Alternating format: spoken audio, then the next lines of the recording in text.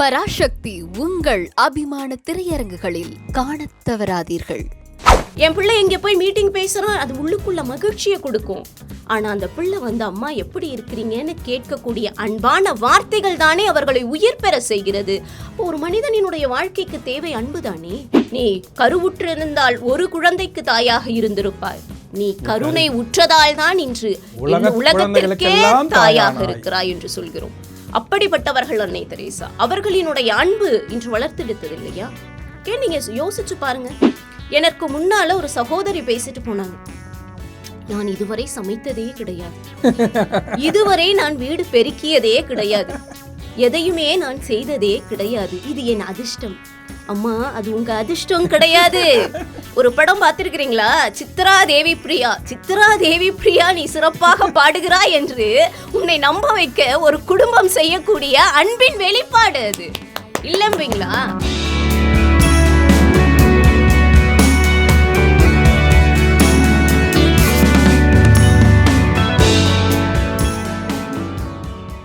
அதுக்கடுத்து அன்பு தான் என்னலாம் அப்படிங்கிறதுக்கு அவங்க பேச வராங்க. என்ன கருத்துன்னு கேட்போம். அதிர்ஷ்டத்தை மிஞ்சுதான் அன்பு, இல்லை அன்பு மிஞ்சுதான் அதிர்ஷ்டம் இருக்கா, இல்லை இன்னும் அடுத்தடுத்து வரவங்களாம் என்ன மாதிரி பேச போகிறாங்க அப்படின்னு பார்க்கவும் இப்போ பேராசிரியர் சத்யபிரியா மேடமை அன்புங்கிற அன்னைக்கு கூப்பிட்றோம். தென்னகத்து உழவன் தன்னகத்து நன்றியை மண்வாசனை மணக்க மகிழ்ந்தளிக்கும் நன்னாள். துயரங்களை தூர்வாரி தமிழரின் துயரங்களையெல்லாம் தூர்வாழி தூய்மை விழாவாக கொண்டாடி மகிழும் இந்த தாய்மை விழாவாம் பொங்கல் நாளில் உங்கள் அத்துணை பேருக்கும் பொங்கல் தின நல்வாழ்த்துக்களை கூறி, எத்தனை துன்பங்கள் வந்தபோதும் எத்தனை துயரங்கள் வந்தபோதும் நெஞ்சுரத்தோடு எதிர்கொண்டு அன்பை மட்டுமே அகம் கொண்டு அமர்ந்திருக்கும் நடுவர் பெருந்தகைக்கு என் பணிவின் வணக்கம். என் அணி மற்றும் எதிரணி தோழமைகளுக்கு என் பண்பின் வணக்கம். நடுவர் அவர்களே, வாழ்க்கையில எது இல்லாமல் வாழ முடியாதுன்னு ஒரு கேள்வியை முன்வைத்திருக்கிறது இந்த பட்டிமன்றம். எது இல்லாமல் வாழ்க்கையில வாழ முடியாது? உண்மையிலேயே ஒரு மனிதன் மனிதனாக இருக்க வேண்டும் என்று சொன்னாலே அன்புதானே தேவை. அன்பு இல்லாமல் ஒரு மனிதன் வாழ முடியுமா? என்ன கேள்வி நடுவர் அவர்களே, இது ஒரு கேள்வி. எனக்கு முன்னால ஒரு சகோதரி பேசிட்டு போனாங்க.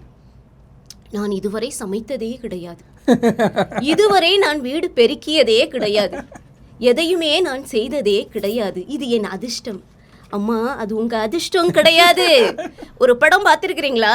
சித்ரா தேவி பிரியா. சித்ரா தேவி பிரியா, நீ சிறப்பாக பாடுகிறாய் என்று உன்னை நம்ப வைக்க ஒரு குடும்பம் செய்யக்கூடிய அன்பின் வெளிப்பாடு அது இல்லைங்களா?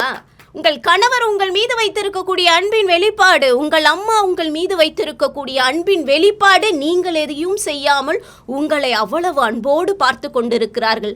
அது அதிர்ஷ்டம்னு நீங்கள் நம்பிக்கிட்டு இருக்கிறீங்கம்மா. இது இல்லாமல் நீங்கள் யோசிங்க, பணம் இருக்கா, பணமா, படிப்பா, இப்படி ஒரு கேள்விகளை வைக்கிறீர்களே. பணம், படிப்பு, அதிர்ஷ்டம், இது எல்லாம் வெளியிலிருந்து வருவது. அன்பு என்பது ஒரு உணர்வு, அது உள்ளிருந்து வருவது. நீங்கள் மனிதனாக பிறக்கும் போதே அன்பு என்ற ஒரு உயிர், அது எல்லா உயிரிடத்திலும் இருக்கு. ஆடு போய் படிக்குதா, பணம் சம்பாதிக்குதா, அது அதிர்ஷ்டம் வரும்னு காத்துக்கிட்டு இருக்கா? ஆனா எல்லா உயிர்களிடத்தும் இருக்கக்கூடிய ஒரு பண்பு அன்பு. இதைதான் எங்களுடைய ஐயன் வள்ளுவன் ஒரு அதிகாரமாகவே திருக்குறளில் வகுத்திருக்கிறார். அன்புடைமை என்று அதிகாரமே வகுத்து சொல்கிறார். அந்த 10 குறள்ல எனக்கு ரொம்பவும் பிடித்த குறள், மிகவும் நான் ரசிக்கக்கூடிய குறள், அன்பின் வழியது உயிர்நிலை, அஃதிலார்க்கு என்பதோள் போர்த்த உடம்பு. அன்பின் வழியது உயிர்நிலை என்று சொல்லிவிட்டான். உலகத்திற்கே தேவையான தாரக மந்திரத்தை வள்ளுவன் அன்றே மொழிந்துவிட்டு சென்றிருக்கிறான். இந்த உலகத்திற்கே எது தேவை? அன்பு இருந்தால்தான் அது உடம்பு, அது உயிர் என்று வள்ளுவன் கூறுகிறான். அப்ப அன்பு இல்லாமல் நீங்கள் எதை வைத்துக்கொண்டு இந்த வாழ்க்கையை வாழ முடியும்? வாழ்க்கை வாழுதல் என்பது என்ன? பிறருக்கு ஒன்றை கொடுப்பது, பிறரிடம் ஒன்றை பெறுவது. நாம் எல்லாம் மனிதர்களாக பிறந்திருக்கிறோம். இந்த வாழ்வை வாழ்ந்துவிட்டு செல்ல போகிறோம். அது எப்படி நிறைந்த ஒரு வாழ்வாக இருக்க வேண்டும் என்று சொன்னால் அன்பு நிறைந்த வாழ்வாகத்தானே இருக்க வேண்டும். இங்கே பாருங்க, ஒரு வீட்டில் 4 பிள்ளைங்க இருக்கு. ஒரு பிள்ளை பயங்கரமா படிச்சிருக்கான், நல்லா படிச்சிருக்கிறான், பெரிய போஸ்டில் இருக்கிறான், நல்லா சம்பாதிக்கிறான். இன்னொரு பிள்ளையும் நல்லா படிச்சிருக்கான், இங்கே இருக்கா அங்கே இருக்கான். ஆனால் அந்த 4 பிள்ளைகளை அவர்கள் வைத்திருந்தாலும் அவர்களினுடைய கடைசி காலத்துல எந்த பிள்ளை அவர்களை அன்போடு பார்க்கிறதோ அந்த பிள்ளை தாங்க அவர்கள் மனதில் நிற்கும். அந்த பிள்ளை தானே தேவை. அவன் படிச்சிருக்கானா, பணம் சம்பாதித்திருக்கிறானா? நீங்கள் ஒவ்வொரு மருத்துவமனையில போய் கேளுங்க. ஒரு பையன் கழுப்பான், லட்சமா பணம் கொடுப்பான். ஆனா எப்படி இருக்கீங்க அம்மான்னு கேட்பதற்கு கூட அவனால முடியாது. அந்த தாயுள்ளம் அவன் கொடுக்கக்கூடிய அத்தனை லட்சம் பணத்தை எதிர்பார்த்து அங்க இருக்காது. என் பிள்ளை எங்க போய் மீட்டிங் பேசுறான், அது உள்ளுக்குள்ள மகிழ்ச்சியை கொடுக்கும். ஆனா அந்த பிள்ளை அம்மா எப்படி இருக்கிறீங்கன்னு கேட்கக்கூடிய அன்பான வார்த்தைகள் தானே அவர்களை உயிர் பெற செய்கிறது. அப்போ ஒரு மனிதனினுடைய வாழ்க்கைக்கு தேவை அன்பு தானே. விவேகானந்தர் கொல்கத்தாவில் இருக்கிறார். அவர் துறவு நிலை எடுத்து இருக்கிற போது ஒரு பெரிய கோவில் கட்டுவதற்காக நிதி திரட்டி கொண்டிருக்கிறார்கள். நிதி ஒரு பெரிய தொகையானது வந்து கொண்டே இருக்கிறது. அந்த நேரத்தில் நிதியை திரட்டி ஒரு பெரும் தொகையை வைத்திருக்கிறார். அந்த நேரத்தில் கொல்கத்தாவில் மிக கடுமையான ஒரு நோய் பரவி கொண்டிருக்கிறது. மக்கள் எல்லாம் இறந்து கொண்டிருக்கிறார்கள். இப்போ யோசிக்கிறாரு, ஒரே நிமிடம்தான் யோசிக்கிறார். இத்தனை செலவு செய்து இப்பொழுது கோவிலை கட்ட வேண்டுமா, அல்லது அங்கு அத்தனை உயிர்கள் இறந்து கொண்டிருக்கிறது, அவர்களை காப்பாற்ற வேண்டுமா என்று நினைக்கிறார். அத்தனை பணத்தையும் அங்கு உயிருக்காக போராடி கொண்டிருக்கக்கூடிய மனிதர்களுக்காக செலவிடுகிறார். எல்லோரும் கேட்கிறாங்க, கடவுளுக்காக கோவில் கட்டணும்னு நினைச்ச இல்ல, கடவுள் என்பது எங்கு இருக்கிறார் என்றால் அன்பு நிறைந்த உள்ளம் எங்கு இருக்கிறதோ அங்கு இருக்கிறார் கடவுள் என்கிறார் விவேகானந்தர். என்ன திருமண அழைப்பிதழ்ல காலம் காலமாக என்ன அச்சிடுறோம்? அன்போடு அழைக்கிறோம். அது அழைத்தல் ஐயா, அன்போடு அழைத்தல், எல்லோரையும் அழைத்தல். அந்த பத்திரிகை அடிக்கிற போதும் திருவள்ளுவனுடைய வார்த்தை, அன்பும் மரணும் உடைத்தாயின் இல்வாழ்க்கை பண்பும் பயனும் அது. இல்வாழ்க்கையை நீ துவங்குகிறாய் என்று சொன்னாலே அன்போடு தானே துவங்க வேண்டும் என்று சொல்லுகிறார். அன்பு இல்லாமல் நீங்க என்ன செய்ய முடியும் வாழ்க்கையில? இல்லை 2 பேர் பணம் என்று பேச இருக்கிறாங்க, படிப்பு என்று பேச இருக்கிறாங்க.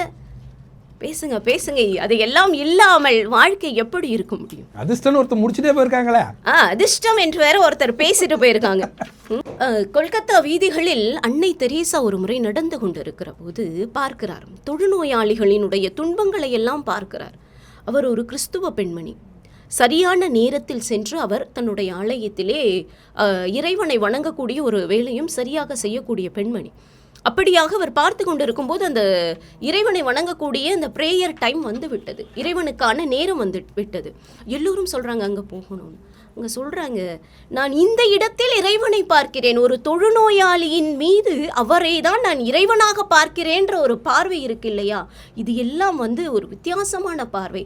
அந்த அன்பு கொண்ட உள்ளத்தினால் மட்டும்தான் ஒரு தொழுநோயாளியை இறைவனாக பார்க்க முடியும். அதனாலதான் அவங்க அன்னை தெரேசாவாக நிற்கிறார்கள். சொல்றோம் இல்லையா, நீ கருவுற்றிருந்தால் ஒரு குழந்தைக்கு தாயாக இருந்திருப்பாய், நீ கருணை உற்றதால் தான் இன்று உலகத்திற்கே தாயாக இருக்கிறாய் என்று சொல்கிறோம். அப்படிப்பட்டவர்கள் அன்னை தெரேசா. அவர்களினுடைய அன்பு இன்று வளர்த்தெடுத்தது இல்லையா? நீங்க யோசிச்சு பாருங்க. ஒருவரோடு பேசுகிற போது யாரு என்னன்னு தெரியாதவர்களிடத்தில் முதல்ல ஒரு புன்சிரிப்போடு ஆரம்பிக்கிறோமே, அந்த ஒரு அன்பு இருக்கிறதே. ஒருத்தரை பார்த்தோன்னே என்ன படிச்சிருக்கீங்க, எவ்வளோ பணம் வச்சிருக்கீங்க, உங்களை சொத்து வச்சிருக்கீங்க, உங்களுக்கு எத்தனை அதிர்ஷ்டம் கிடச்சது, என்னென்ன பண்ணியிருக்கீங்கன்னு கேட்கிறோமா? ஒரு அன்போடு எப்படி இருக்கீங்க, எத்தனை குழந்தைங்க இருக்கு, குடும்பத்தில் அன்பு இருக்கா, அதை கேட்குறோம். அதுதானே ஒரு மகிழ்ச்சி இல்லையா நடுவர் அவர்களே? அன்போடு ஒருவரிடத்து நாம் பேசுகிற போதே ஒரு மகிழ்ச்சி பரிமாறப்படுதே. கேட்கும் போதே ஒரு உறவுகளுக்குள்ளாக வருகிறோம் இல்லையா? எதையுமே கேட்காம, எவ்வளோ சம்பாதிக்கிற, உனக்கு என்ன 5 டிஜிட் சேலரியா 6 டிஜிட் சேலரியா, சேலரி எவ்வளோ வாங்குற கேட்டா அது பொறாமையை உருவாக்கும். இங்கே யோசிச்சு பாருங்க, ஒருத்தர் நீங்கள் எவ்வளோ பணம் சம்பாதிக்கிறீங்கன்னு கேட்டு பாருங்க. அவர் எனக்கு 60,000 ரூபா அப்படின்னா 60,000 ரூபாவா? எனக்கு எல்லாமே நான் அவ்வளோ வேலை பார்க்குறேன்டா, 20,000 ரூபா தர மாட்டேன். அமெரிக்காவில் இருக்கானா, எத்தனை லட்சம் சம்பாதிக்கிறான், நீ 60,000 சம்பாதிக்கிற 80,000 சம்பாதிக்கிறியா? கேட்டு பாருங்க நடுவர்களே, உள்ளுக்குள்ள ஒரு பொறாமை வருகிறதா இல்லையா? ஒருவருடைய பணத்தை சொன்ன உடனே நான் எல்லாம் டே நைட்டு இப்போ வேலை செய்கிறேன்டா, 6,000 ரூபா தர மாட்டேறானுங்கடா, 10,000 ரூபா கொடுத்தா நான் அப்படி வேலை செய்வேன்டா. எல்லா இடங்களிலும் படிப்பும் பணமும் ஒன்றும் செய்யாது. படிப்பு தேவை இல்லை என்றெல்லாம் சொல்லலை, வாழ்க்கையில் படிப்பும் தேவை. ஆனா எது இல்லாம வாழவே முடியாது. படிப்பு இல்லாதவன் கூட வாழ்றான், படிக்கவே இல்லை அப்படின்னாலுமே வாழ்றான். கர்மவீரன் காமராஜர் படித்தாரா? அத்தனை பள்ளிக்கூடங்களை கட்டினாரு, அத்தனை அணைகளை கட்டினாரு. அவருடைய அறிவுக்கு படித்த இன்ஜினியரை பயந்து ஓடுறான். அத்தனை படிப்பு படித்தவனால கூட முடியாதுங்கன்னு சொன்னதை எல்லாத்தையும் முடியுங்க, நான் சொல்கிறேங்க. இந்த 2 வார்த்தை தான். அது ஏன் முடியாதுங்கிற அப்படின்னு ஒரு கேள்வியை கேட்பார். ஏன் முடியாதுங்கிறேன், அவ்வளோதான், முடிச்சு தான் ஆகணும். அத்தனை அணைகளை கட்டியவர் காமராஜர் அவ்வளோ பெருசாக ஒன்றும் படிக்கல. அது ஞானி. அதுதான் அது உள்ளார்ந்த மக்களின் மீது கொண்ட அன்பு அத்தனை சாதனைகளை செய்ய வைத்திருக்கிறது. பெரியார் படிக்கல, ஆனா அவருடைய சிந்தனை சமூகத்தை திருத்த வேண்டும் என்ற அன்பு, அக்கறை, சமூகத்தில் புறையோடி இருக்கக்கூடிய அழுக்குகளை களைய வேண்டும், சமூகம் திருந்த வேண்டும் என்று சமூகத்தின் மீது அவர் காட்டிய அன்பும் அக்கறையும் தான் பெரியாரை நிறுத்தியது. இப்போ அன்பு எல்லா இடத்துலையும் இருக்கு. ஒரு குழந்தை நீ முட்டாள் என்று ஒரு பள்ளிக்கூடம் திருப்பி அனுப்பிய குழந்தையை உலகமே திரும்பி பார்க்கக்கூடிய அறிவாளியாக மாற்றியது தாமஸ் ஆல்வா எடிசனை உருவாக்கியது யார் என்று சொன்னால் ஒரு தாயினுடைய அன்பு. ஒரு காரல் மார்க்ஸ் அவருடைய மனைவி ஜெனி இல்லை என்று சொன்னால், ஒரு மனைவியினுடைய அன்பு அங்கே இல்லை அப்படின்னு சொன்னா, அத்தனை குழந்தை பணியில இறந்து கிடக்குதுங்க. அப்படி அந்த குழந்தை இறந்த போதிலும் கணவர் இது வரைக்கும் அவங்க ஒரு வார்த்தை கூட சொன்னது கிடையாது. அவ்வளவு அழகுடையவள் ஜெனி. ஜெனியினுடைய அழகு, அன்பு, அவ்வளவு பணம் படைத்த ஒரு பெண்மணி. இவரை காதலித்து திருமணம் செய்தோம் என்ற ஒரே காரணத்திற்காக, இந்த மனிதருக்காகவே தன் வாழ்க்கையை தியாகம் செய்த பெண்மணி.